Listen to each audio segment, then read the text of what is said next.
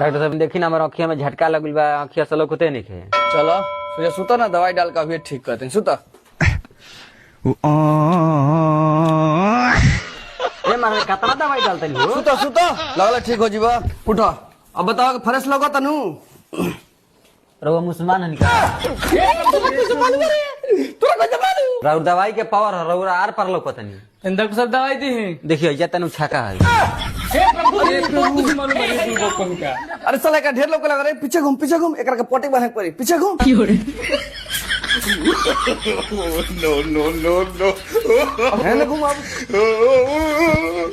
अब ठीक लगत है, अब ठीक लगत तनु। ए मारे तार चोडी फाटो।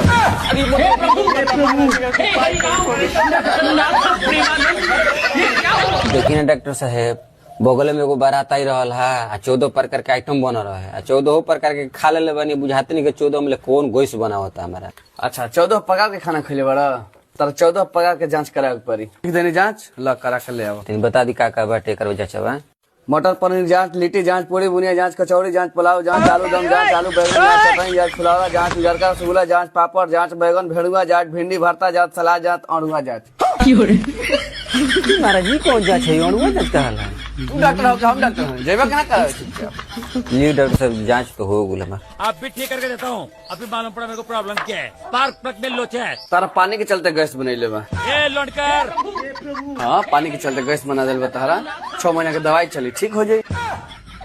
महाराज का डॉक्टर बनी जी दे है कागज 35 ले चली, ले चलबो, ले चला मत थागुल बन धर धर ले चल। ते सामान धरी हो दहन लगा लिखा हम चल। आप भी ठीक करके देता हूँ। अभी मालूम पड़ा मेरे को ए मत ये कहने लगे जाता रे। अरे अरे अरे अरे धर चश्मा पहन, चश्मा पहन। कहाँ लेके आ धर धर चश्मा पहन। बहुत वक्त नहीं आतर के रोड से बाहर है मेरे। चाटी मत बड़ा। नो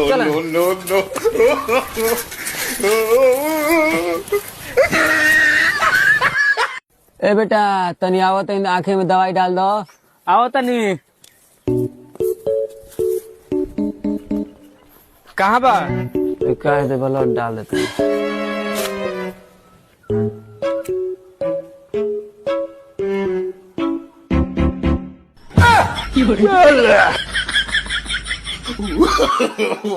नो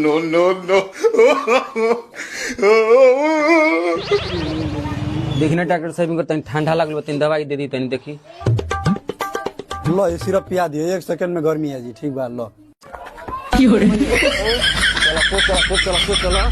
चलो कौन सिरप दे दिलस डॉक्टर? हम का ही कहिरे मोल घर केने बा? चलो सो जबा हो गया घर हमरे के तमा। तनी खरीद तनी खटा तनी। ए मत मैदान लगा भाटा। ए तनी मत खरीद तनी खरीद। ए मत हो दे पैसे में। एकदम हमू नहीं चल मैदान लागल बा। जल्दी बनाओ थोड़ा। धर ए मत जल्दी दो। हां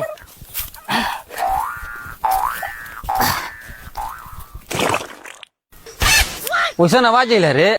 कुछ ना तू जो हमार नहीं के लगल सुटो गई। का दियल के पड़ा का दियल ना रे कुछ नहीं के भाई, जो हमार मन नहीं करता जाए कब जाते नहीं भाई। जा तुम घरे जा, हम जाते हैं तब।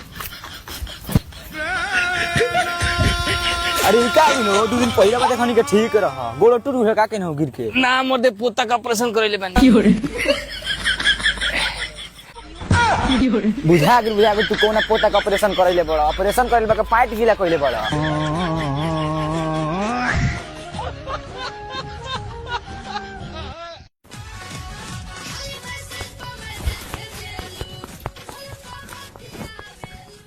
ए बाबू करे कनी हम पढ़े ना जाइम। काहे ना जीबे? हमारा मन न लगेला। पढ़े में मन नहीं खेला का ईटा उलाट। एमे तो औरी हमारा मन न लगेला। तो का कोई चाहत थे?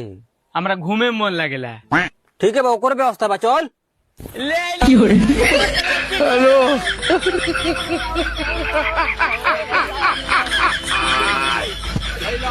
ओला चलो।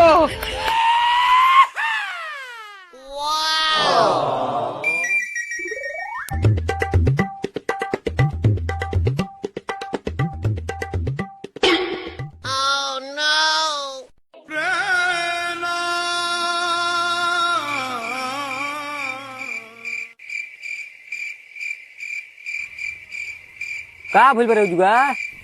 कुछ ना अरे का भूले कुछ भूलाइल बा का? बड़ा परेशान बड़े। रुक आओ तनी। कुछ नहीं बोले तू का करैला मत कुछ नहीं बोले अरे का परेशान काहे बड़ो? कुछ नहीं बोले तू जा परेशान बड़ो मत। कुछ नहीं बोले मत रुको मत, कुछ परेशान बड़ो।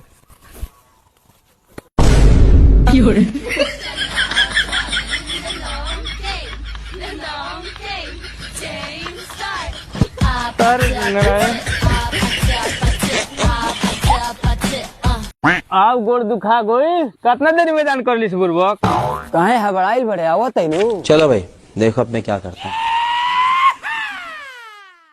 दे खैनी बनाता कबे ले जी कबे ले जी मैदान फिर तनी खैनी 1 घंटा बनाता 80 चुटकी 90 ताल खैनी के तब देख कमाल।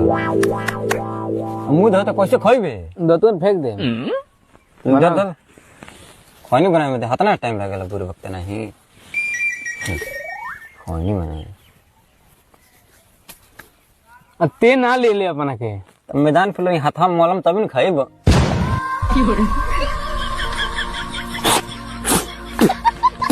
चले हमरा खेत ला अपना खुला साला सुते लुक तोर गुला हमरा के हाथ में लगा क्या करते हो?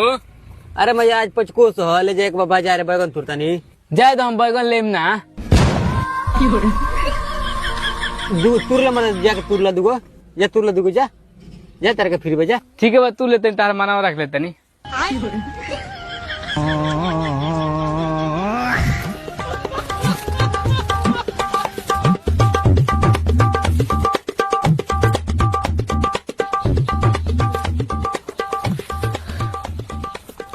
जाता नहीं हो काम दुगो कहने तो तू 10 किलो तुर ले चला